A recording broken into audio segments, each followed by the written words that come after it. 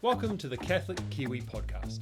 In these episodes, we're going to be exploring interesting stories about faith, mission, and ministry from interesting Catholics, both those who live here and those who are visitors to these shores.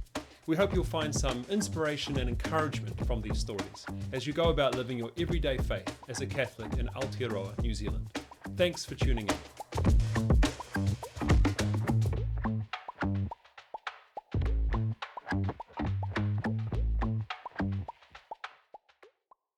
Kia ora, welcome everyone, and thanks for joining us here on the Catholic Kiwi podcast. We do appreciate your company.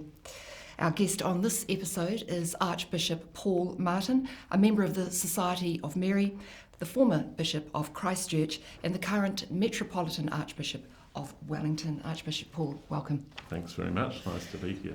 So you're a brave man, Archbishop. You're the first of our bishops to join us on the podcast. So we're grateful that you've made time to join us. You tell me you're just here from Nelson. You've flown in. I've had confirmations on Nelson on the weekend, and I have a sister who lives there, so it was a lovely excuse to spend a bit of time with her, and came through this morning and to a lovely Auckland day, so that's great. And it's part of the job. You're on the move quite a bit? Quite a bit, yeah. Our diocese has got more land mass in the South Island than the North Island, so actually spend quite a bit of time going to the South Island, and then there's other travel as well, a long way. Wonderful. So look, we're going to look at your very illustrious career throughout this conversation, but would like to start with some insight into family life in the Martin household. Right. Can you tell us about your childhood, including what role faith played in those very early years? Yeah. I grew up in Hastings. My father was born in Hastings, and so was his father, and so was his father before him. There was nothing better than Hastings in Dad's eyes. Mum was born in Murchison, grew up in Petone, and moved to Hastings in her late teens, and met my father at the Catholic table tennis club.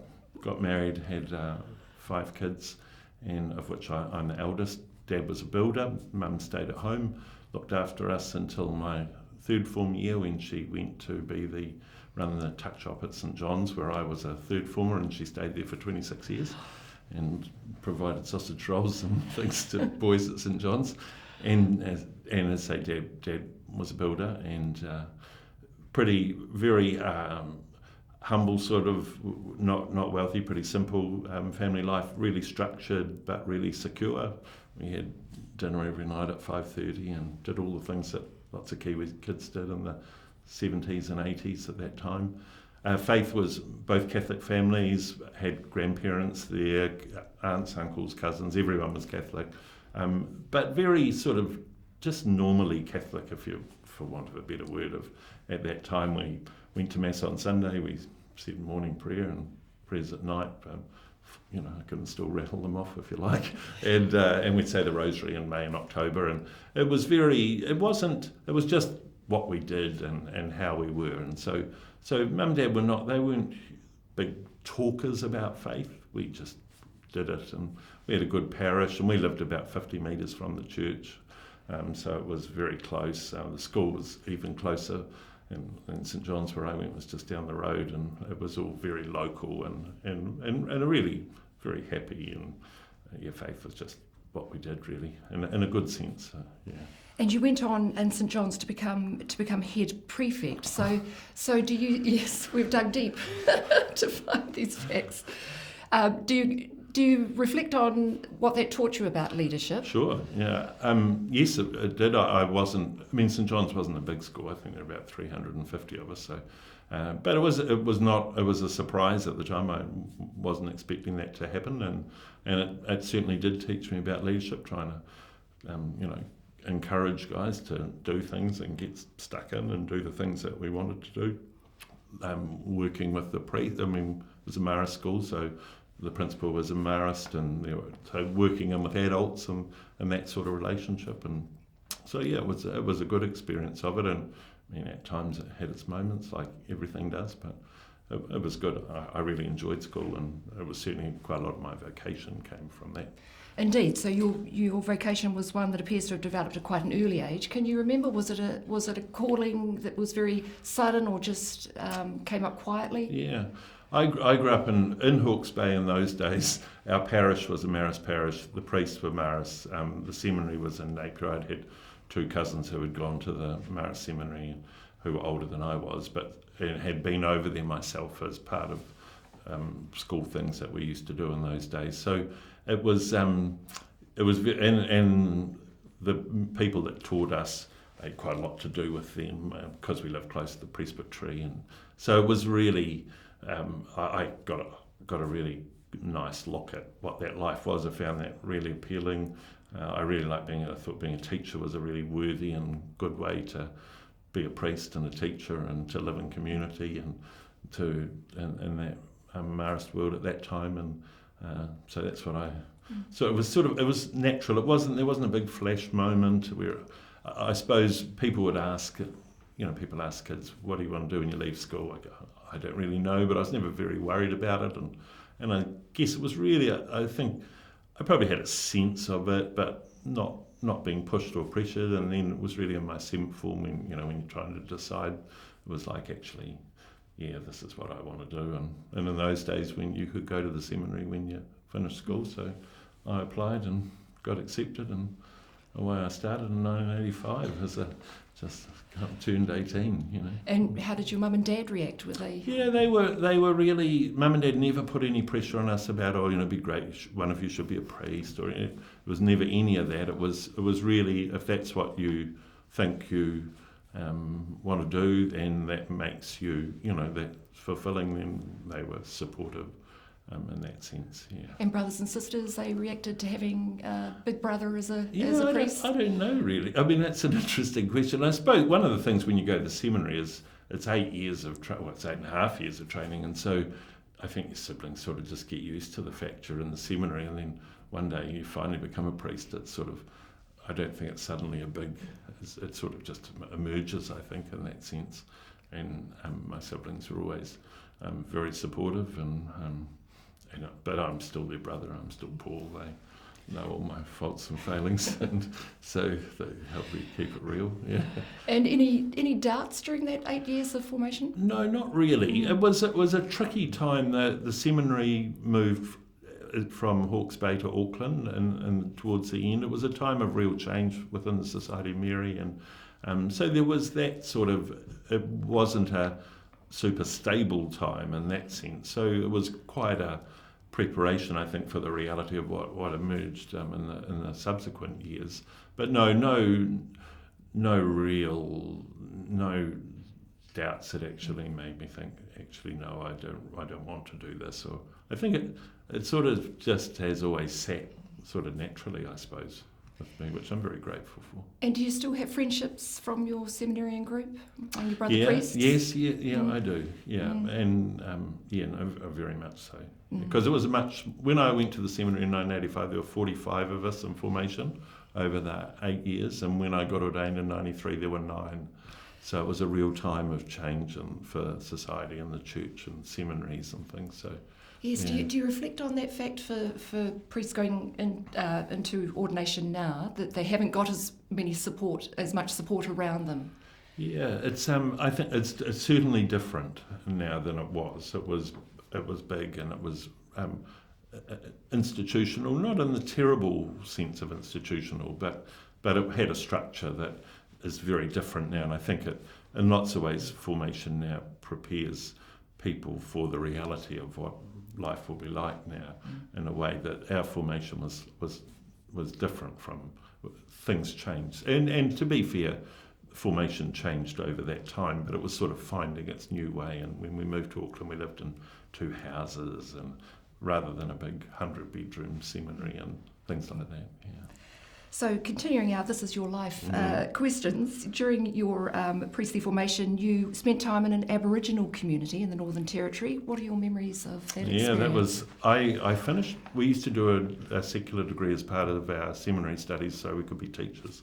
So I did a BA in English at Victoria University, and I finished halfway through the year. So I had 6 months that was sort of free, if you like, before coming back up here to finish theology. And so it worked out that we went and lived with the Marist brothers in a community called Simplepress, Santa Teresa. It's about an hour south of Alice Springs, and so I worked in the school there and lived in the community, lived with the brothers, and experienced it was a pretty powerful experience to be living there, the isolation, the goodness of the people, but the struggles of the people, and what the church was trying to do, and how the brothers, and there were some nuns there, what they were doing, and so it was a very formative time, I think, and a great time. Yeah. Could you see some of the fruits of the faith amongst that Aboriginal community? Well, it was a Catholic mission, and so it had been set up as a mission, and then it was being run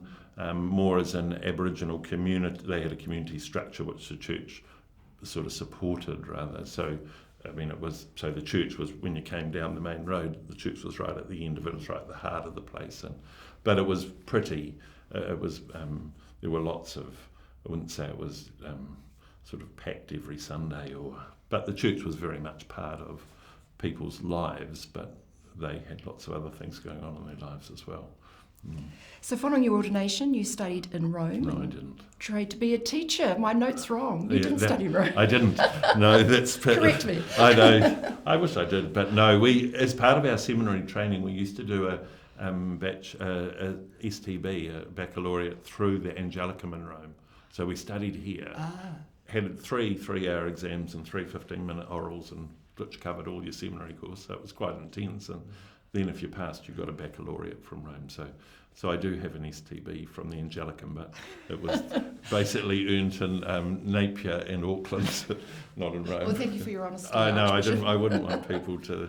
They'll go, I don't think he went to Rome. But I can only imagine you have been to Rome a number of times since. And I can also imagine that you've been watching the footage coming out of Rome recently, and the energy, with Pope Leo. Yes.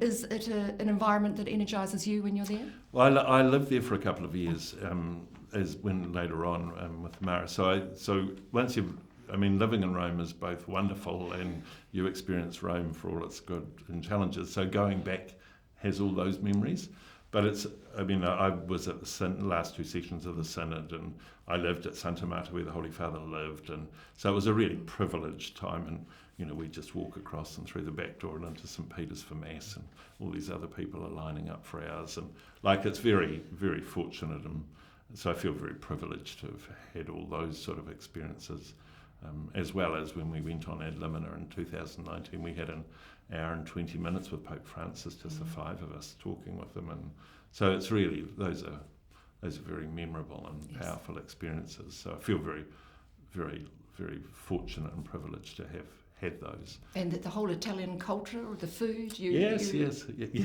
yourself in all of it. We did. In the house where I lived, at the Marist General House, we had community there, and so food there, and we were close to. It was about a 40-minute walk to the Vatican, and so all of that. And you mentioned the Synod. Yes. So do you want to talk about the Synod experience? Yeah, sure. It was a powerful experience. It was quite frustrating at times. It was you've got the dynamics of culture and process and how things are done, and I think I haven't been to a synod before, but this one was very different in style from previous ones, thank goodness, and there was a lot more. We all sat at round tables. There was a lot of talking and listening, and the small group stuff I think was really good. When everybody spoke in the general sessions, that could be a little bit more trying, staying on topic or actually adding something new wasn't always so easy, and they worked us really hard, in fact. And one of the things that I appreciate about the Synod is that you have all these discussions and you feed in, and then out from it emerges this document, because you're thinking, how are they going to bring all this together? And there are the theologians and people who are the skill and the Holy Spirit and that a document emerges is really quite something. And yes, it is extraordinary. It is. And so to be part of that process and to see that happening was actually really, really powerful, because you've got such a broad spectrum of people and language and culture and ways of seeing the world and the church and all of that. somehow being able to come up with something at the end that expresses that as, or tries to sort of move us on in that sense is pretty... because priorities would be different for different corners of the world. Experiences are different too. It's just even the experience of, you talk to bishops from Africa, the issues they're dealing with are not our issues. Some it's about safety and political difficulties, let alone church life, and so and that's just one area. There's all sorts of areas, and obviously the bishop from Ukraine was there, and the war was on, and he would make sort of real cries from the heart to the synod from time to time about that, and you think, there am I living in Wellington, and there he is, living Kiev, and yes, it's been a wonderful experience of the global church. Absolutely, a reminder. Yes. And it is a reminder too that we're very Western focused churches. I always think that the Pope Francis and now Pope Leo, they've got an overview of the whole church and we see it very much from our Western eyes, and our lights. Other parts of the world see it very differently, and all of that has to be sort of held in balance and tension, and also with grace, and So do you see that synodal process continuing under Pope Leo? I know it's early days. I'd be very surprised if it didn't. I think one of the things is to keep what does it mean to be synodal. People sort of use it for their own. When they don't like something, they actually say that's not synodal, and if you say, well, what is it to be synodal? And then they'll say something like, oh, okay. I think that's one of the things that over time we will learn. What does it look like to be operating in a synodal way? And I do think that in our part of the world we have been, if you read the document, there's a number of things that are suggested that lots of places in our part of the world are doing already, whether it's Archdiocesan pastoral councils or whatever it is, we have been trying to do that, and so I think, and not that I would be saying look at us, but I do think we have been trying to be more synodal, and so I do think he will continue to promote that, but also, as I say, trying to say, well, what is it? Do you see a really different style there between Francis and Leo? I think they're very different people, and that's normal. Everyone's experience is different. I think one of the great gifts of this new Pope is his breadth of experience of the world. The fact that he was the prior of the Augustinians meant that he's been all around the world, and that's a great gift to the church, that he's been to Australia and all the other places the Augustinians have been. So he has a sense of all of that, which I think is a real gift, as well as South America, Peru, and the US experience, and understanding the culture of the US and all of those things. Yes, it's extraordinary. Isn't it very refreshing to have a Pope who we can actually understand in English? I don't want to make any comment on that. Yes. I mean, they all try so hard, don't they, and so beautifully. They do. But these yes. languages just roll off his tongue, and then out comes the natural English. I know. It's you realise the gifts and skills of people who learn other languages, and they really. I have great respect for it, having struggled to learn Italian a little bit once. We Kiwis aren't that great. We don't have the context the same, and that's just part of where we come from when you live at the bottom of the world and surrounded by sea. Let's talk a little bit, Archbishop, about your teaching career, St Patrick's College in Wellington. How did you find the task of carrying forward the Society's long history of educating young men in New Zealand? I think, as I said to you earlier, teaching was really what attracted me to religious life in Marist. And so I first taught up in Pompelia and Whangarei for 4 years, my first teaching appointment in this diocese, and then went to Christchurch, to St Bede's, and then to Hatapara to work in chaplaincy in the Maori College there, and then to St Pat's Town and back to St Bede's and back to St Pat's. So did a lot of over 20 years. So I love teaching, and I love the interaction with kids, and it was demanding in the best sense. When you got up in the morning, you knew what you had to do, and there was a discipline about it that was really good for me.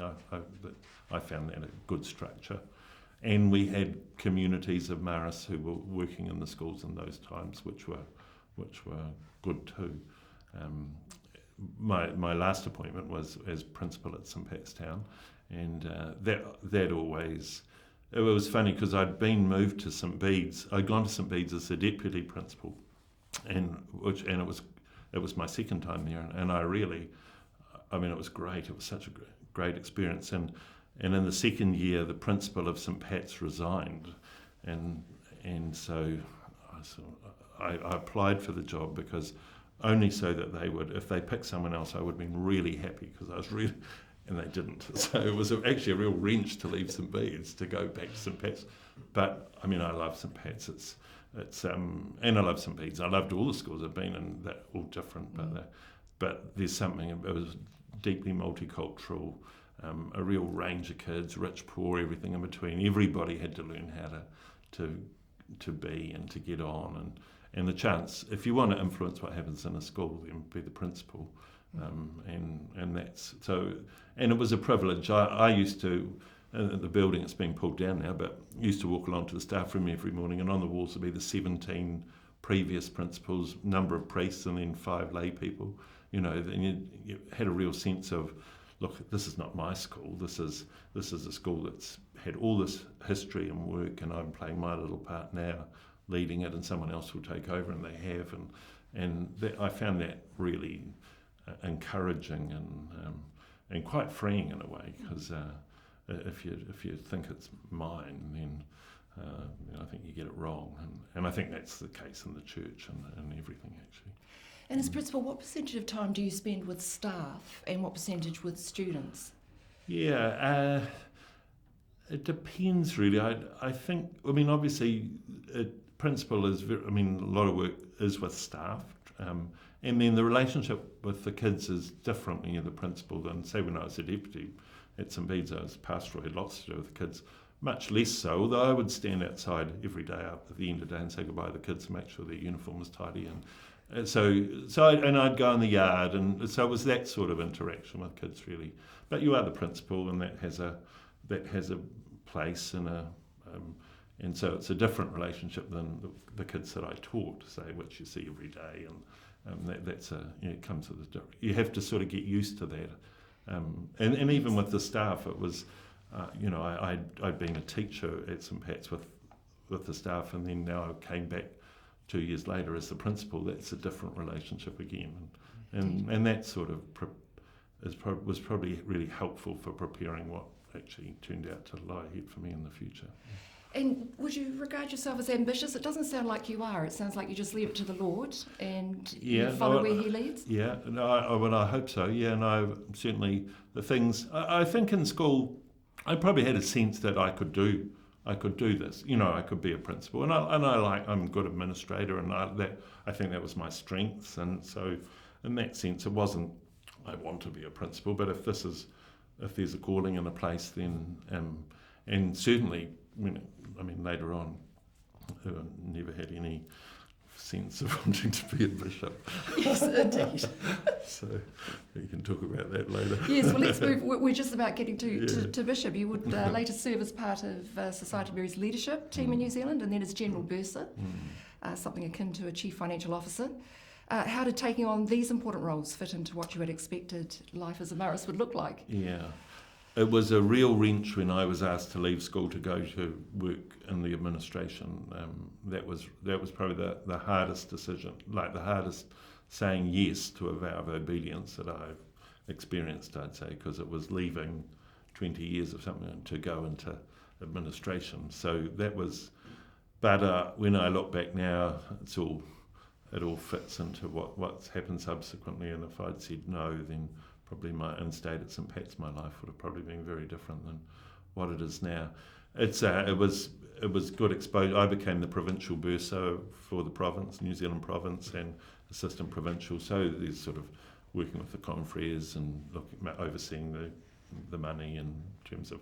There were people that did the day-to-day stuff of that. But so that was a big adjustment after the intensity of school. It was and then one day I get a phone call from the Superior General in Rome saying the Bursar General's got cancer, he's going back to Aussie, can you be here in 2 weeks' time to be the Bursar General? It was like, fortunately I had a couple of weddings on, so I said no, I can't be there for another 6 weeks. But 6 weeks later I found myself living in Rome with an appointment that was 4 years with the option of 2 lots of renewal. So it was, when I left to go to Rome, it was sort of psychologically, it was like, well, this could be for the next 12 years in theory. So that was quite a big shift too. But all along the way, the things that I'd done at school, had prepared me for the next part, which then prepared me for the next part. So let's talk about that next part. So Pope Francis invites you to be Bishop of Christchurch in 2017. Can you walk us through that phone call informing you of that decision? I can. Did you have weddings that you had to go to? No, well, I was living in Rome, but I was actually home on holiday. I just got home. It was in November, and so I went home to see Mum in Hastings, and then I went down to Christchurch to see some people, and 3 of us were going over on the Littleton ferry over to Diamond Harbour to walk around. And while I was over there was a couple of phone calls on my phone of a number I didn't recognise, so I just ignored it, and thought, I don't know who that is.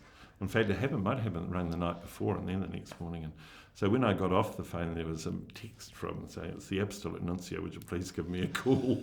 And I'm going, oh dear. So I'm standing on the point at Diamond Harbour. I told a couple of mates that I had something else to do, and looking across back at Littleton and talking to the Nuncio, and it was sort of windy, so I was, and he said to me, the Holy Father's appointing you the Bishop of Christchurch.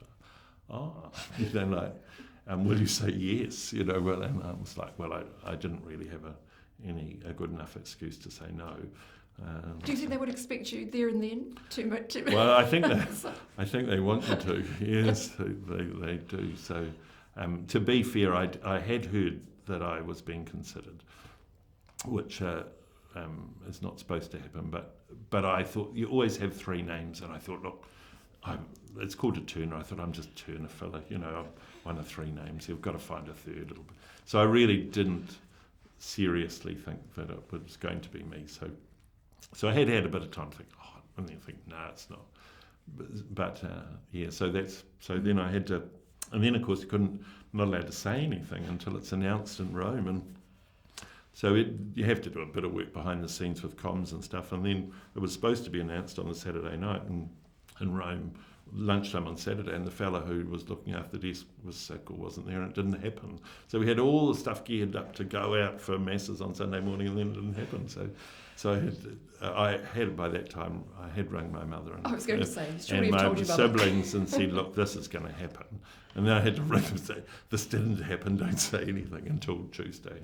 And then I went back to Rome as I was anyway at the end of my holidays, packed up and came back to Christchurch. So Archbishop, when these huge things happen in your life, what's your reaction in terms of prayer? Our Lord used to go away quietly and take some time out and reflect. Do you do that? Do you prefer community around you? How do you work through these decisions? Yeah, I think one of the things that I know is that in my life that whenever I've said yes, it's taken me down a road, and therefore that's the road I'm on, and I don't spend a whole lot of time because I think it's wasted energy. And so I suppose in some ways, like in that example, like the bishop thing, having said yes, it's like, okay, I've said yes, and so now in prayer it's like, okay, Lord, you've asked me to do this, so you come and walk. I'm shouldering, we're shouldering the yoke together for this. It's so it's not, in that sense it's. Yes, I was just speaking to Sister Lauren from the Carmelite Order, and she talks about a surrender. It's a surrender to the Lord's will.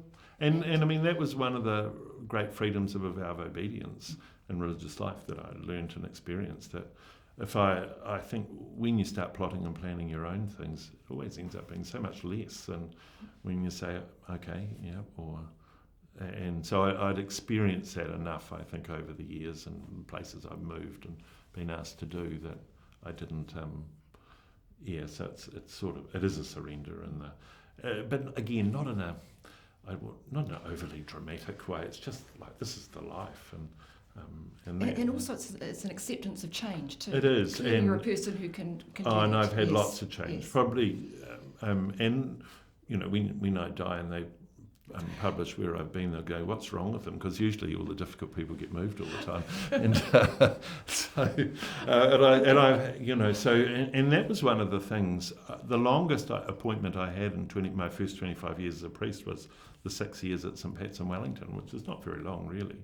So one of the things psychologically for me when I went to Christchurch was, I was 50, was I'm going to be here for the next 25 years, and that is actually a big thing when you've moved around a lot. So, of course, as we know, that wasn't the case anyway. But let's look at the Diocese of Christchurch. Yeah. They hadn't had a bishop for a while, and of course it was the period after the earthquakes. So a challenging appointment for you? Yes.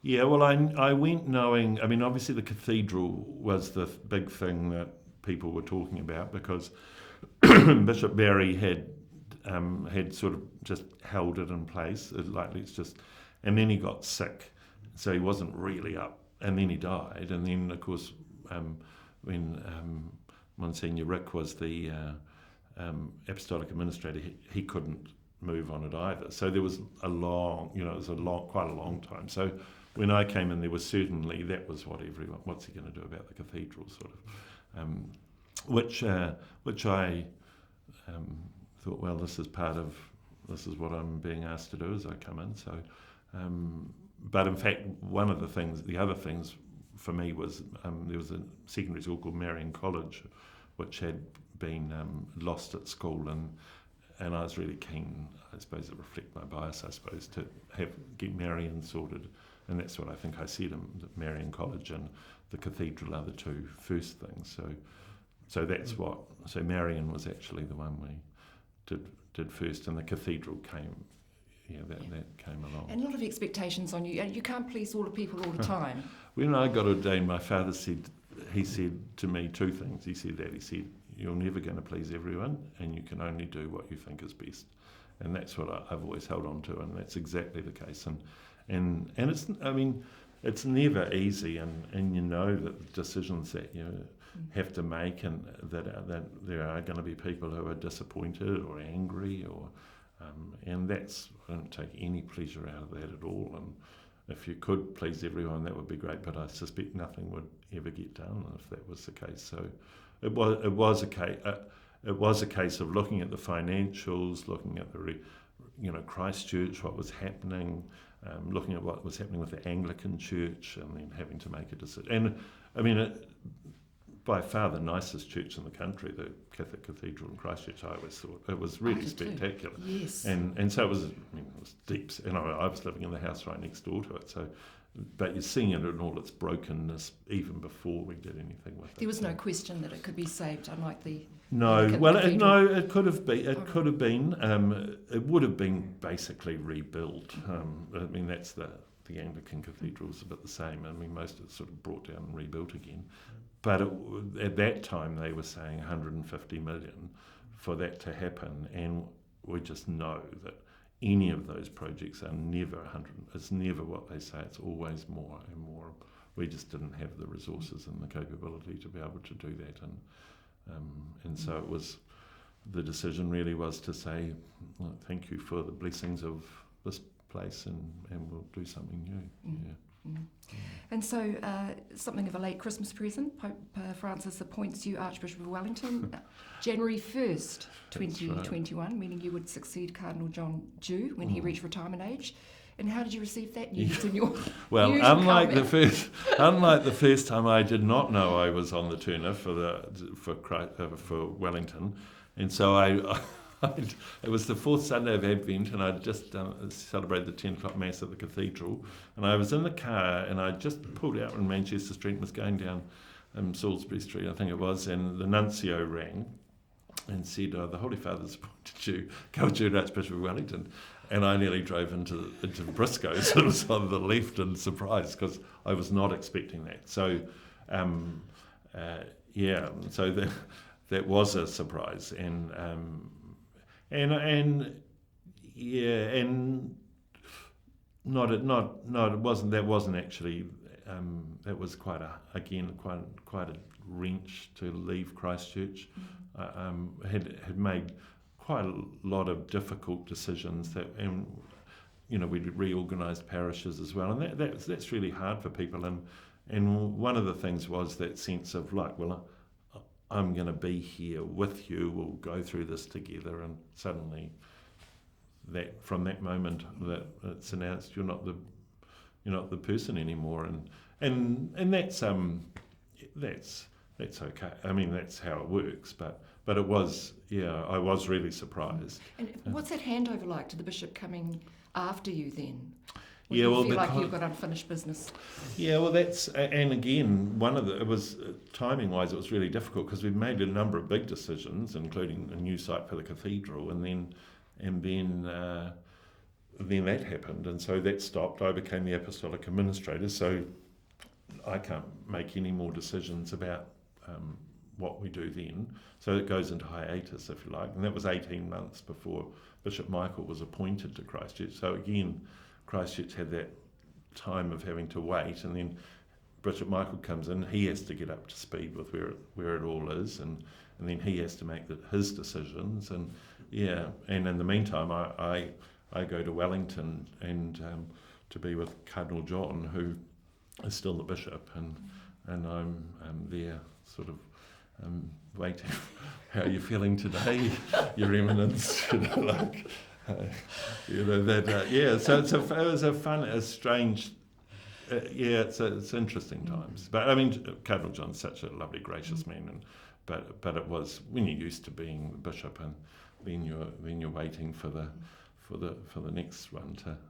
The only consolation I take is that Bishop Redwood, who was the Archbishop Redwood in Wellington, was the bishop for 65 years, and Archbishop O'Shea was made coadjutor something like 23 years before he took over. So he was waiting 23 years, and then had another 19 years himself or something as bishop. But so there's precedence. Yeah.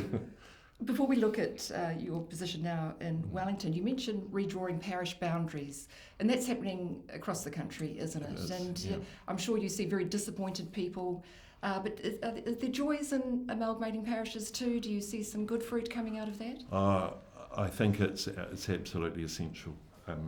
I think we've come from a time, and a wonderful time, where parishes were very much like the local dairies and the local butcher, and that's how we lived, and people walked to church or biked, and it was, and there were lots of people going to mass and things, and it was a great and graced time, and we had lots of priests to be able to staff them, and we live in very different times now, and we have to come to terms with that, and my hope in it all is to actually bring people together so that you can have the dynamic life of parish and worship and liturgy and all the things that go with parish life, because you've got the critical mass to do it. It's not something to fear. I always struggle with the fact that I've said to people, we're all playing the same game here. It's not like we're trying to put a football team and a rugby team together and tell them to play a new game. These are great people in these parishes, and so there is that trying to help people to be able to go through the grief that is absolutely natural with. It's like when when you leave your family home, or all the memories are there, but actually we've also got to look at how are we going to be strong for the future, so that, because I have a real sense that that in the world we're living in at the moment, lots of people are looking for something, and I want us to be able to say what you're looking for is here, and come along and find it in a community that's strong and able to do what it needs to do. And often lots of our parishes, because they've got smaller, can't do what they need them to do in order to be really vibrant. So but I certainly understand. I think most of the institutions and buildings that I've been associated with throughout my life have gone. Talking about change earlier, it's then you say, well, what is it that holds on to us, or that we hold on to? It's actually got to be one another, yeah. Indeed. I'm interested because the change has also been for clergy, hasn't it? And the clergy who used to be in the middle of these large parishes who would support them. Yes. When you're out and about with your collar these days, Archbishop, what is the general reaction? We used to welcome, we still welcome clergy into our homes, don't we? But I'm interested in the... I think it is very different. I think one of the things is, and you know, the image of the pastor as the shepherd of a community and he knows all his flock, and that's not going to be quite the same going forward. I think we have fewer priests, so you know the work of the priest will be, you know, there's the sacramental work and the support, but that the things that they might have done in the past, we just don't have the numbers to do. But we're really trying to call forth the vocation of lay people, and especially in terms of mission and bringing people to the gospel. I don't meet the people that you will meet, or if I look at all the people in the congregation who go to work all over the city, and they're the ones who are rubbing shoulders with people who haven't heard the good news. Not me, really. So it's trying to really help the faith of our lay people to understand the calling, and that the life of the church is actually not just to be left to priests or the nuns or the brothers, as tended to happen especially post-war, where we had big numbers of religious, and which was again a great gift to the church. But we're in different times now, and I think that it's really important. The other thing I think too is when I went to the seminary in 1985, our parish in Hastings at Sacred Heart had 5 masses on a Sunday and a mass count of 1,500, and it was one of 3 parishes in Hastings. Nobody talked about that as a mega church or and when we brought parishes together in Christchurch, I think none of them at the time were bringing together people that were more than 1,500. If you brought the parish, we've got, when people use that sort of language and emotive language, it's like actually we've lost sight a little bit of what's normal. I mean, you go to the States and you'll get a parish that's got 10,000 people. Like they'll have 2,500 seat church that'll sit to, and it's just a parish or in an area. It's where we've sort of got to come to terms with that too, I think. Yeah. So Metropolitan Archbishop sounds very fancy. It does. But what do you actually do, Archbishop? Yes, that's right. Well, I am the Archbishop of Wellington first, so that's my job, if you like. And because the way the church is set up into provinces, and around the province you have the Metropolitan, and then you have what they call the suffragan diocese. So in New Zealand, Wellington is the Metropolitan Archdiocese, and the other 5 are the suffragans. In Australia, Brisbane, Sydney, Canberra, they're all archdioceses, and they have other dioceses surrounding them. Some people think that makes me the head of the church in New Zealand. No, it means that there's in particular instances, there are some things that the Metropolitan has to deal with which are sort of above diocese. As Metropolitan, I can't say to any of the other bishops, you should be doing this, or that's wrong what you're doing, or any of those things. All are independent in that sense within the whole church under the Bishop of Rome. But if there are particular activities, or in quite a bit now in recent years through around protocol matters and abuse through Vos Estis, the Metropolitan Archbishop has some new roles to play through that. So there's a bit more of that. But apart from that, it's business as usual in the same way that it would be for others here.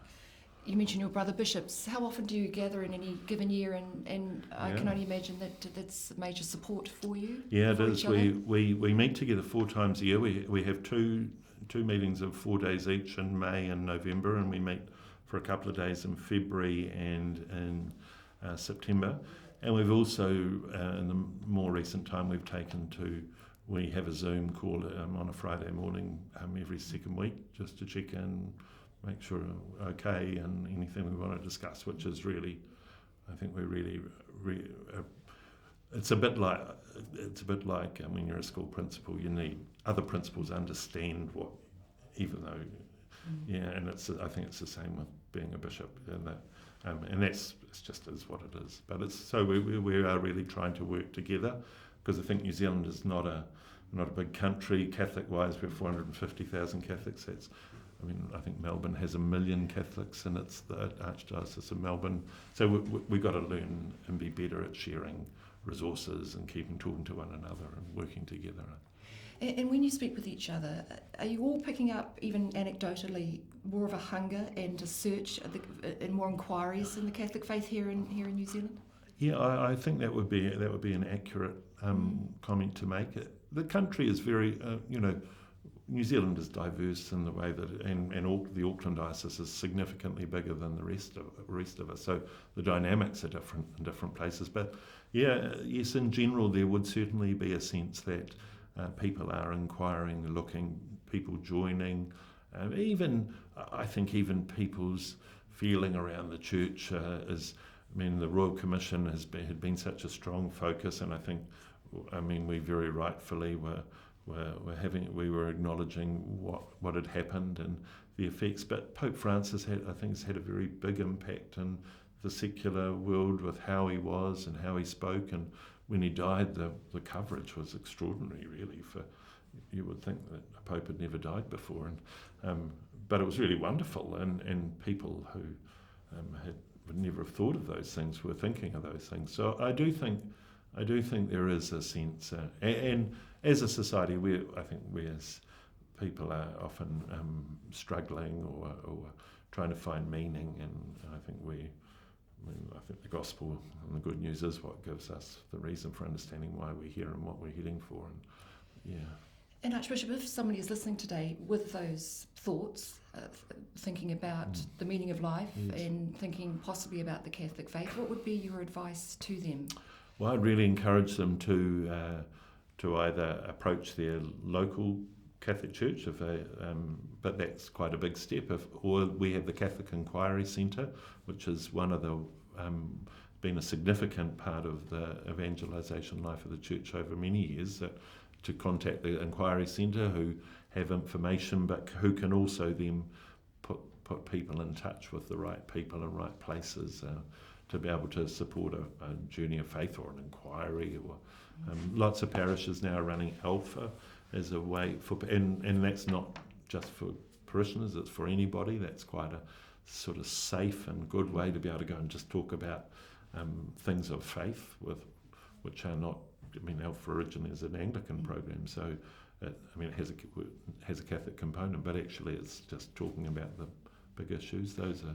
Yes, I enjoyed Alpha a couple of years ago, and we break into little small groups and the discussion groups, and That's the Holy right. Spirit really works within those groups. It does, and it's and it's great.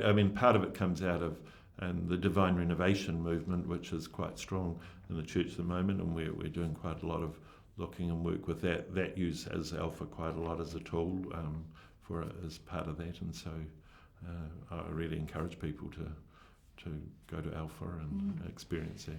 I think it's true. We're getting better at talking about the faith, aren't we? We have to. Yeah. It's we've often said things like it's actions, not words, but actually we're communicators by word. Actions are really important. If there's a dissonance between the two, we're in big trouble. But we actually do need to talk about, well, what does your faith mean, and why do you do what you do and hang in there? And I think too, Catholic apologetics has had a sort of a renaissance in more recent times, with really good communicators who are able to talk about things of faith and help explain it. And it's one of the great gifts of Catholicism, I think, is the intellectual mode as well as the heart and the spirit. Indeed. Speaking to Catholics of New Zealand, is there something that they can do to support you and your brother bishops in your ministry? Sure. Well, one of the I think when you become a bishop and you know that every time Mass is celebrated that you're prayed for, that is really powerful. So when the priests pray that prayer and you know that people are joining in with that prayer for you, then that's I find that very humbling and consoling. So and people say, look, we pray for you, and actually that's really encouraged to keep. The other thing is sometimes, I talked earlier about when people are angry or how they react. We're all people as well with our own fears and insecurities and as well, and that I think all of us are trying to listen and do our best, and if you want to be really helpful to us, just remember that as well.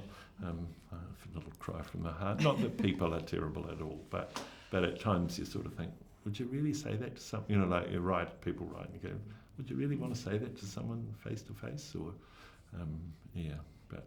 Yes, yeah. There's a lot of noise and a lot of angry voices just in the world in general, isn't there? And there we're is. so attuned to it. Yes, but to be, I mean, the trouble when you say those things is that people think your desk, you've got a mailbag full of, that's just not the case. Most people are really supportive, and even people when they're not,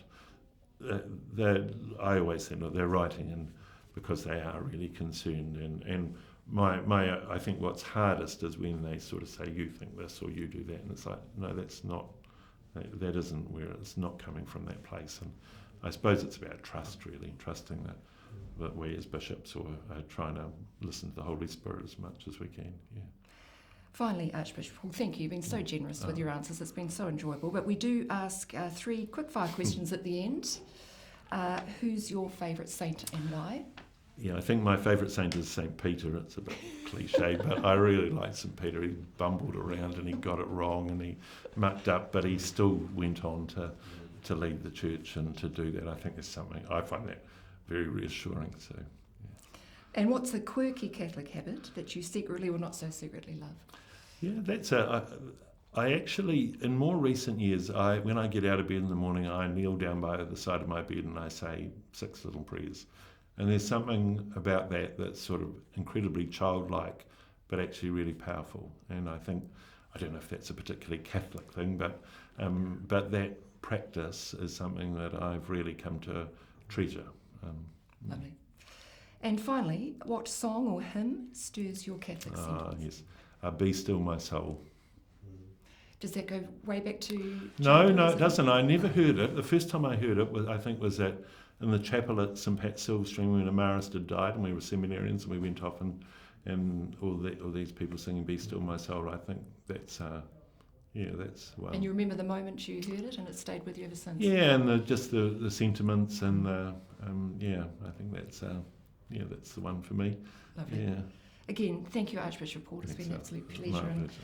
And thank you to our audience of the Catholic Kiwi podcast. Archbishop Paul did mention the Catholic Inquiry Centre, and if you are looking for meaning in life and you have questions about the Catholic faith, there'll be a link in the show notes to the Catholic Inquiry Centre, and they will send out a little booklet called What Catholics Believe, and that might be a good place to start. Archbishop Paul also mentioned Alpha. Searching out an Alpha course in one of our parishes would also be great. Thanks for your company. I hope you do enjoy. Join us again soon.